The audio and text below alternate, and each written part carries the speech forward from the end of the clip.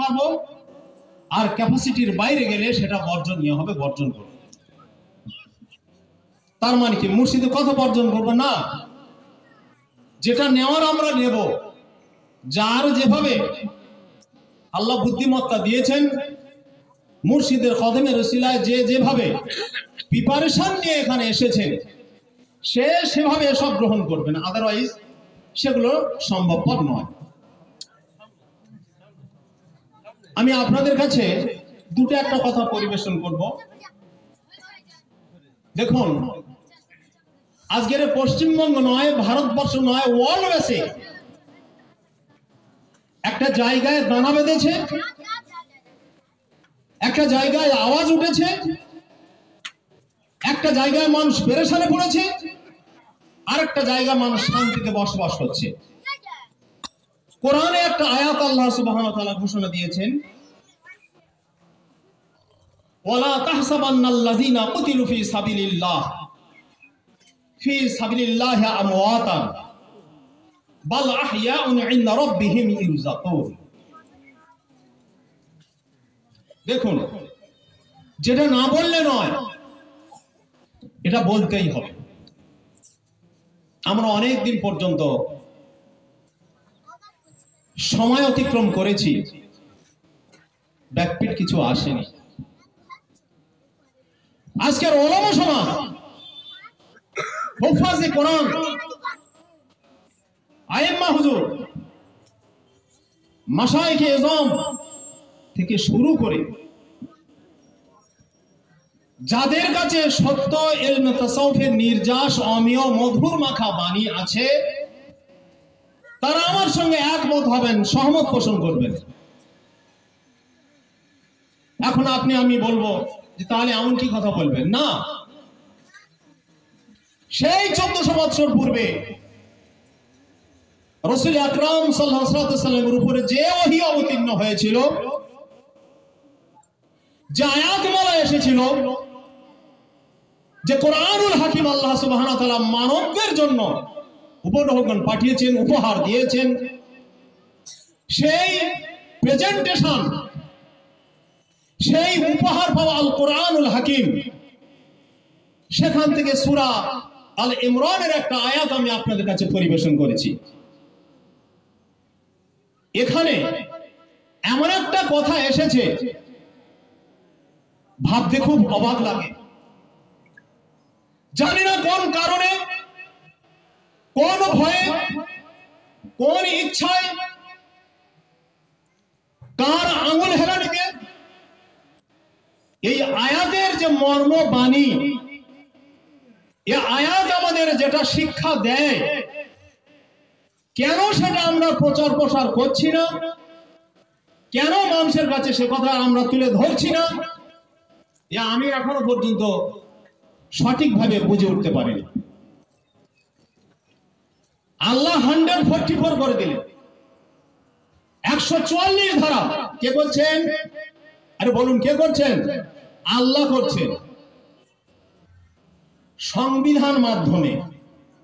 দেখুন, দুনিয়াবি হালাতে আমরা চলাফেরা করি, একে অপরের জায়গা দুহাত, দুলিঙ্গ, 20 লিঙ্গ আমরা দখল করে নিলাম, কিন্তু কোর্টের দ্বারস্থ যখন হয়, প্রশাসন যখন প্রশাসক দিয়ে সে জায়গাটা মাপের জন্য বন্দোবস্ত করেন, সেখানে সেই মাপ যেখানে পড়ে, জরিপ হিসাবে যতটুকু তারা দিয়ে যাবেন, সেটার উপরে আপনাকে দাঁড়িয়ে থাকতে হবে। এটা কি বা কেন একে ভয় করি? এটা সরকারি প্রশাসক দাঁড়িয়ে থেকে সরকারি আমিন দিয়ে জায়গাটা আমাদের পট ভাগ করে দিল, সেপারেশন করে দিল। সেই পার্টিশন দেওয়ার পরে আমরা কিন্তু কেউ আর আঙুল উঁচিয়ে বলতে পারি না ওখানে আমি এক হাত পাবো। কেন? ওর পিছনে ভয় আছে, এটা করেছে কারা, কে দিয়ে গেছে, এই ভয়েও আর কিছু বলে। আমাদের মধ্যে কত উদ্ধত প্রকাশ পেয়েছে দেখুন।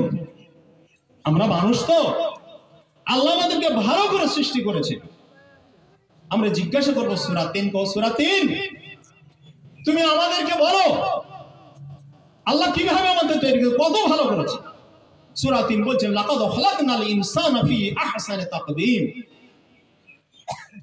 আল্লাহ তোমাদের খুবই ভালো করে তৈরি করেছেন, অত্যন্ত সুন্দর অবয়ব দিয়ে তোমাদের সৃষ্টি করেছেন, তৈরি করেছেন। তাহলে সেখানে আমরা কোন জায়গায় কিছু করতে পারছি না। তাহলে এত সুন্দর করে আমাদের সৃষ্টি করলেন, আল্লাহর ইচ্ছাটা কি যে বান্দা আমার ইবাদত করবে। কি করবে? ইবাদত। সেই ইবাদতের ক্ষেত্রে আমাদের ঘাটতি, আমাদের গড়িমসি, আমাদের গাফলতি, আমাদের অমানসিকতা, অমনোযোগ, তো কোরআন আমাদেরকে 144 করে দিল, সেটা আমরা মানতে চাচ্ছি না। প্রশাসন বন্ধুরা এসে যখন বললেন সরকারি আধিকারিকদের মাধ্যমে, তখন আমরা মানতে বাধ্য হলাম। কিন্তু যদি একটু ভাবতাম সব প্রশাসকের উপরে একজন আছেন, সব আইনজ্ঞদের মধ্যে একজন আছেন, সমস্ত হাকিমদের উপরে হাকিম একজন আছেন, আলাইসাল্লাহু বিআহকামিল হাকিমিন, সেই হাকিম আমাদের কি বলছে? সেই হাকিম আমাদের বলছেন কি, হে পৃথিবীর মানুষ, তোমরা ওই সমস্ত মানুষদেরকে মৃত বলে জ্ঞান করো না। কি বলে? বলুন না, কি বলে? মৃত বলে জ্ঞান করো না, তোমরা ওদেরকে মৃত বলো না। আমাদের মধ্যে কত অমানবিকতা, শয়তানি ওয়াসওয়াসা কতটা আমাদের উপরে ভর দিয়েছে, ভার করেছে, সেটা আমরা বুঝতে পারবো। আল্লাহ বলছেন সাবধান, ওদেরকে তোমরা মৃত বলো না। আর আমরা বলছি হ্যাঁ ওরা সব। তুমি জ্ঞান পেলে কোথায়? তুমি জ্ঞান পেলে কোথায়? আমি তোমাকে জিজ্ঞাসা করি রেখে তুমি এই জ্ঞান কোথায় পেলে? দেখাও।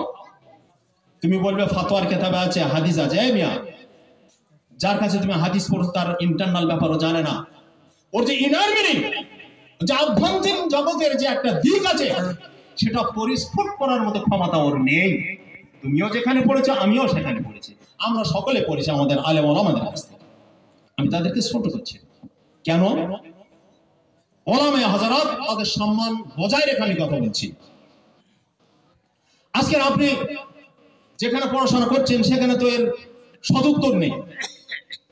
আসুন না সূরা ইমরানের সম্ভবত 156 কি 59 নম্বর আয়াত। তো এই আয়াতের ব্যাখ্যা কেন আজকে এলো না? যে আল্লাহর ওলি যারা শহীদান, তাদেরকে তোমরা মৃত বলে যেন না। ইনদা রাব্বিহিম ইরযাকুন, ওরা মৃত্যুর পরে আমরা কবর খনন করে, কবর খুঁড়ে যখন সেখানে দিয়ে আসি, আল্লাহ সুবহানাহু ওয়া তাআলার তরফ থেকে তাদেরকে রিজিক দান করা হয়। বলুন সুবহানাল্লাহ। আজকের হলো সেই সমস্ত মানুষদের মজলিস।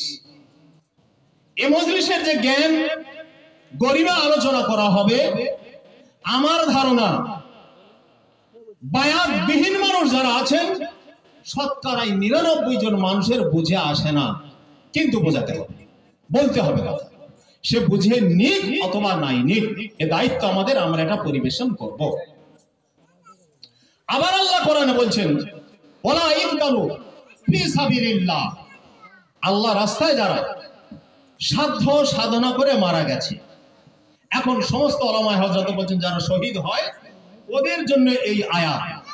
এমিয়া, তুমি তোমার একটা চোখে দেখো, তুমি তোমার একটা চোখে দেখো, তোমার চোখে যদি ছানি আসে, তোমার চোখে যদি পর্দা পড়ে, এই পর্দা যতক্ষণ পর্যন্ত কাটানো না হয়, এই ছানি যতক্ষণ পর্যন্ত চক্ষু বিশারদের কাছ থেকে না কাটানো হয়, ততক্ষণ পর্যন্ত তোমার দৃষ্টি আর দূরে নিক্ষেপ করা যায় না।